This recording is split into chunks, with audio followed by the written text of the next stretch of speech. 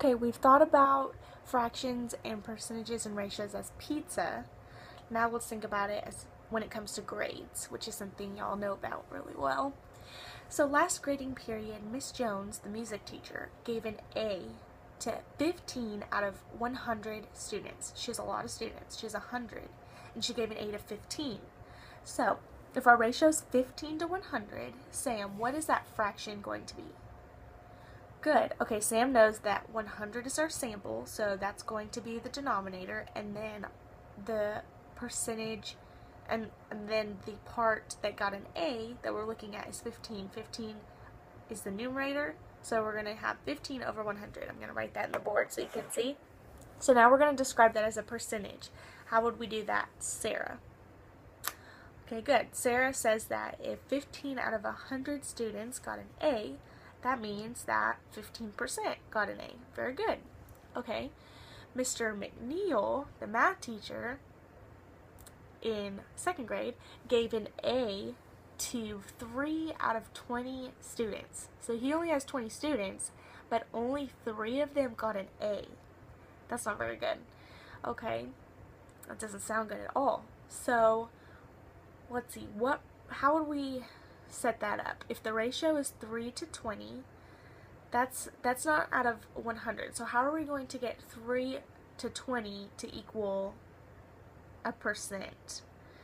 Let's see. Okay, Sarah, how could we convert 3/20ths into a percentage? Okay, good. We're going to need to change the denominator of 20 to 100. So let's see. How do we get from 20 to 100? We multiply times 5. Good, Sam. Okay, so we're going to multiply the denominator, 20 times 5, so that equals 100, and then we have to do the same thing to the denominator that we do to the numerator. So we're going to also multiply 3 times 5. Look, now we get 15 over 100, the same as Miss Jones. So even though Mr. McNeil only gave 3 A's to 20 of his students, it's still 15%. Very good, guys. Okay, so now we're going to play a really fun activity. It's called Trash Get Ball. And we're going to take a clean garbage can and we're going to set it up on top of a chair in the middle of the front of the classroom, pressed up against the whiteboard as our backboard. And, okay, so all my students, I want you to pull out a blank piece of paper and you're going to draw 4 columns on your paper.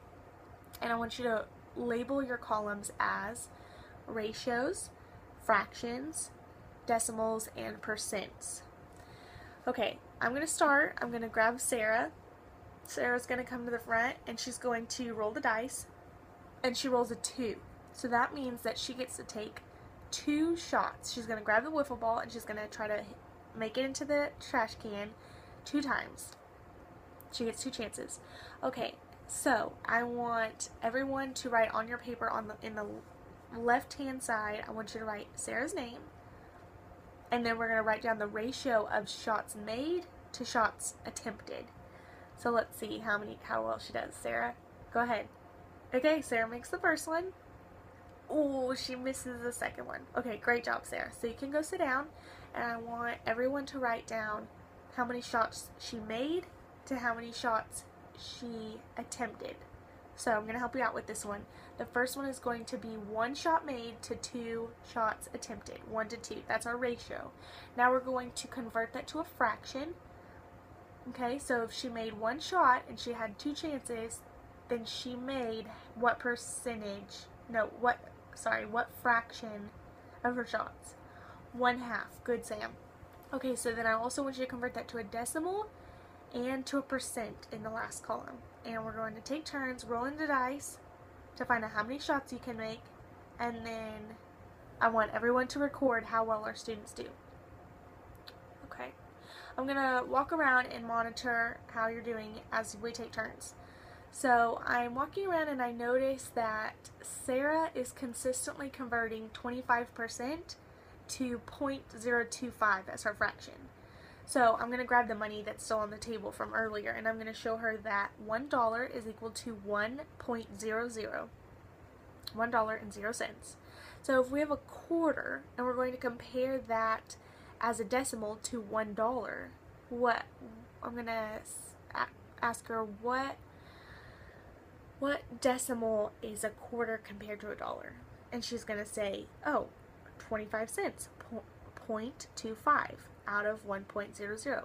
Very good. Okay, so if Sam is shooting 25% and he's attempting 100% but only making 25% of his shots, what decimal would that be? And 20.25, just like a quarter. Very good. Okay, I'm still monitoring my students, and I noticed that Sam is staying on task, and he is doing a great job working hard, so I'm going to say I am really impressed. I'm going to say this out loud so the class can hear me. I'm really impressed how Sam is staying on task, and he's not getting behind. He's staying focused, and he's doing his JOB. Very good, Sam. Okay, after everybody gets a chance, we're going to wrap it up. Okay, so class, remember when we were playing trash ball, and Sam rolled a 6, so he got to attempt 6 shots, and he made 3 of them. So what does that mean his ratio is? 3 to 6. Very good. So if he made 3 out of 6 shots, what percentage is that? 50%. Excellent. Great job. How'd you know that? Okay, Sarah says she knew that because 3 to 6, his ratio, is the same as 1/2 and 50%, because 3 is half of 6. Very good. So, ratios, fractions, and percentages are different ways to show the same value. Okay. So, fractions are necessary in everyday life. We will use fractions when we need to measure, when we need to cook, build, sew, when we are trying to decide how much to pay at lunch, how to pay the bill. We need fractions and percentages and measurements. Fractions are also used in businesses and when we use money. We saw that earlier. So next week we're going to learn more about how decimals play a role in that. So great job today, and we're going to work hard again tomorrow.